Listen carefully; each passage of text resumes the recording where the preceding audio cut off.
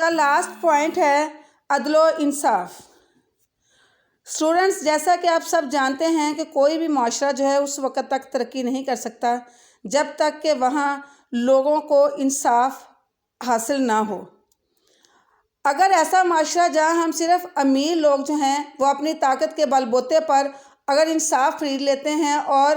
غریب لوگوں پر ظلم کرتے ہیں تو ایسا معاشرہ عدل و انصاف پر مبنی معاشرہ نہیں کہلائے گا۔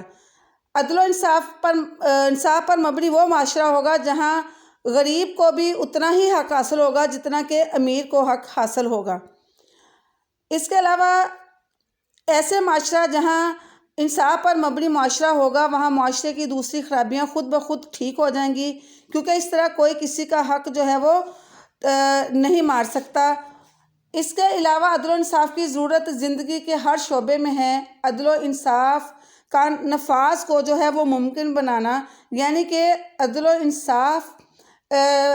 کو نافذ کرنا اور اس پر عمل درآمد کرانا عدالتی نظام کی ذمہ داری ہے۔ اس مقصد کے لیے عدالتوں کا آزاد ہونا بے حد ضروری ہے۔ ججوں پر کسی قسم کا کوئی سیاسی دباؤ نہیں ہونا چاہیے تاکہ وہ قانون کا اطلاق، یعنی کہ قانون کا جو نافذ کرنا ہے وہ اس حساب سے کریں کہ تمام لوگوں پر جو قوانین ہیں ان کا اطلاق یکساں ہو، کوئی امیر ہو یا غریب، سزا سب کے لیے جرم کے مطابق ہونی چاہیے۔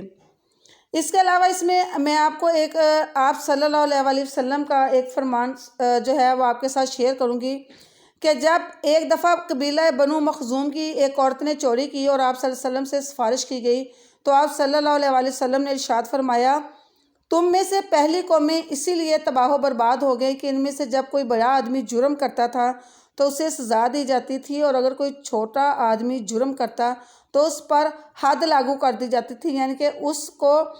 جو چھوٹا آدمی ہوتا تھا اس پر ہی تمام جو قوانین کا اطلاق ہے اسی پر ہوتا، اور امیر جو ہے وہ اپنے طاقت کے بل بوتے پر وہ اپنی جو جرم ہوتا اس کو چھپا لیتا اور تمام تر جو جرم ہوتا وہ غریب آدمی کو کہہ دیتا کہ یہ آدمی جو ہے اس نے ہی یہ جرم جو ہے وہ کیا ہے۔ خدا کی قسم اگر فاطمہ بنت محمد صلی اللہ علیہ وسلم بھی چوری کرتی تو میں اس کا بھی ہاتھ کاٹ دیتا۔